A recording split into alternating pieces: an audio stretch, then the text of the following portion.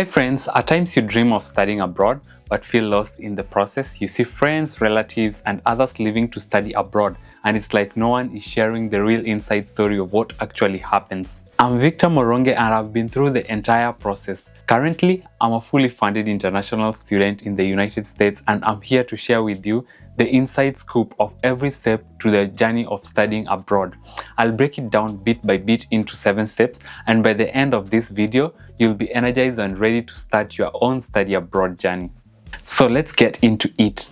The first step is to start gathering information. This is the most confusing step for almost everyone. Finding the right information is the secret to moving forward swiftly. When in this step, you'll want to turn into the most famous search engines in the world, that is Google and YouTube.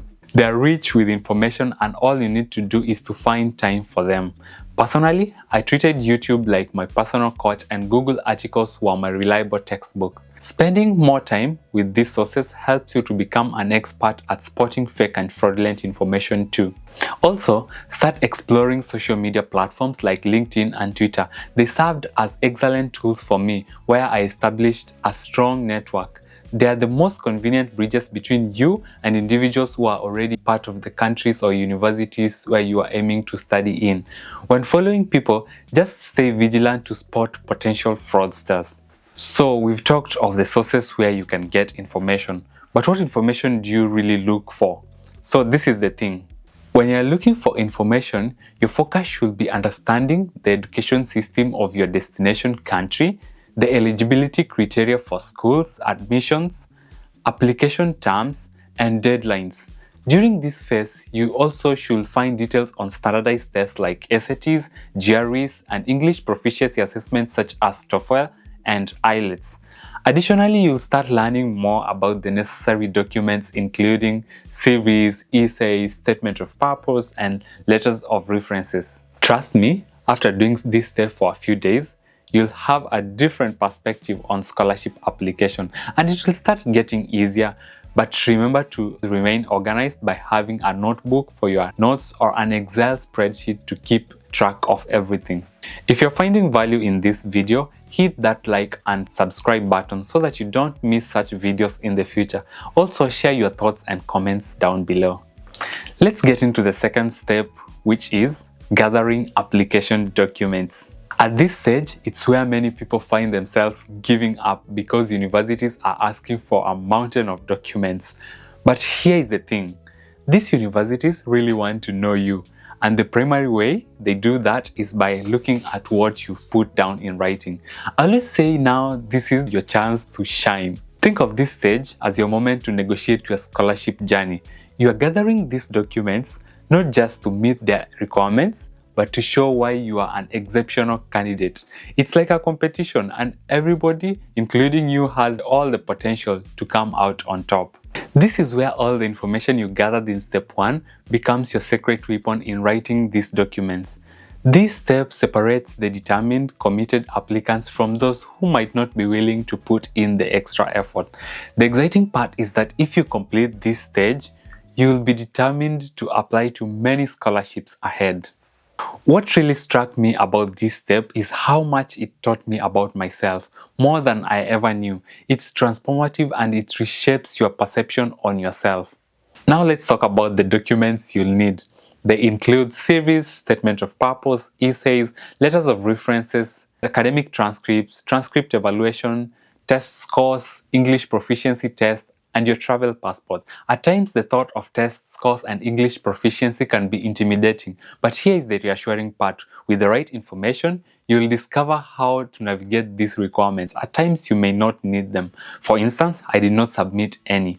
So let's move to the next step, which is making an application. After the sprint to gather every document and ensuring that all boxes are checked, it's finally time to hit that submit button. This is the busiest moment for any applicants. Here you are fine-tuning your documents to perfection, reaching out to that one professor who is yet to write you a recommendation letter, and at times impatiently awaiting your mentors to complete their documents review. It is super important to keep track of deadlines during this phase. The good thing is that most university application portals are user-friendly. When in the application portal, be thorough. in reading every instruction and ensure you've checked all the necessary boxes. Plan ahead to determine if there is an application fee and how to make the payment. You should keep in mind that some universities provide fee waivers, just like my experience with all the schools I applied to. Finally, the last step is to simply hit that submit button. So after this, we move to the next step, which is interview or acceptance stage. Now that everything has been submitted, the waiting game begins. This is the stage where you find yourself constantly checking your phone, emails, or sitting in front of your computer for no apparent reason. It's essential to stay vigilant and keep an eye out for any new opportunities because you might just land on a better one. You see, what most people do after submitting their application is they relax and consider it a done deal. But here is a valuable piece of advice I share with my mentees, and I also used it myself. You only stop searching for opportunities when you genuinely feel you don't want any, and even then, you can continue to look out for chances to assist a fellow brother, sister, or a friend. Let's get back into it. Most applicants will receive email notifications for interviews, while some schools offer admissions without interviews. If you do get an interview, be sure to prepare thoroughly to convince the admissions committee that you are the best fit. Otherwise, congratulations on your admission. Now at this step, you may feel the excitement, but it's essential to not get too comfortable because our journey isn't over yet. If you receive a rejection, don't give up. It's a chance to regroup, re-strategize, and apply again.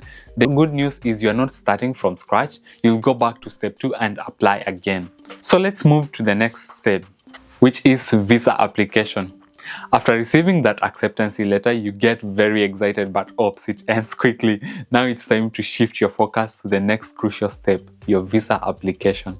But wait, what exactly is a visa? So this is a document that grants you entry and allows you to stay in the country where you'll be pursuing your studies as an international student.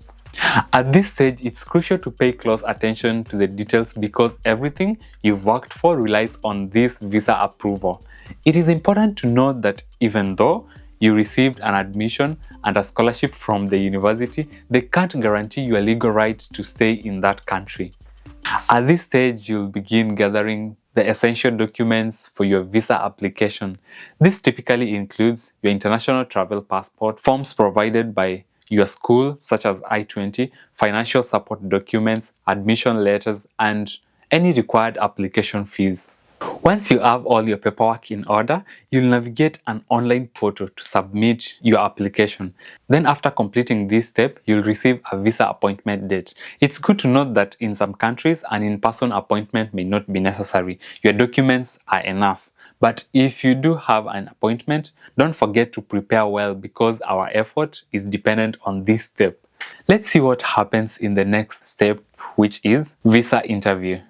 The much awaited day has finally arrived and it's time for your visa appointment at the consular embassy. This day often brings a mix of anxiety and tension, and in many cases people find it hard to sleep the night before. I can personally attest that I did not sleep well during the night before. Embassies may have slight variations in their procedures, but for the US, the process is quite similar. The key here is not to panic. Be confident in the preparation you made. This appointment is your chance to convince the visa officer that you are a genuine student planning to study in the United States, Canada, the UK, or any other country of your choice. At times, you might find yourself in long queues surrounded by individuals who may have faced visa denials, and frustration might be all over their faces. However, it's crucial to stay focused because you are getting closer to the counter where decisions are made. Let's now get into the mantle. Now you are standing at the counter awaiting the visa officer's questions. Here your heart is always racing and you're responding to their questions one by one. The challenge here is that you can't predict when the visa officer will provide you their response. Often they are busy typing on their computer, which might make you wonder if they're even listening. But be assured, they are highly trained and attentive, catching every word you say.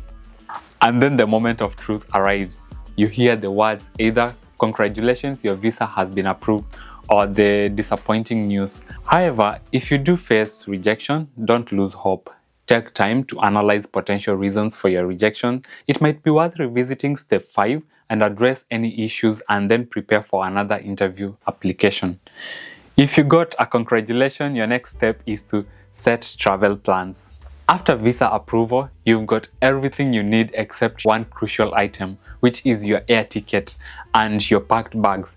You'll need to plan your travel according to the country's rules. For instance, in the United States, it's typically not more than 30 days before the start of your program. This is the moment where you bid farewell to your friends, gather with family members for farewell gatherings, and then on your departure day, you embark on your journey to enter your destination, ready to begin a new chapter far from home. Getting scholarship may seem hard, but I made a video outlining the tips you can use to easily get scholarship. I've put the link to the video below. Watch it for more useful tips. Also, don't forget to subscribe to this channel to view such useful videos in the future. See you in the next video.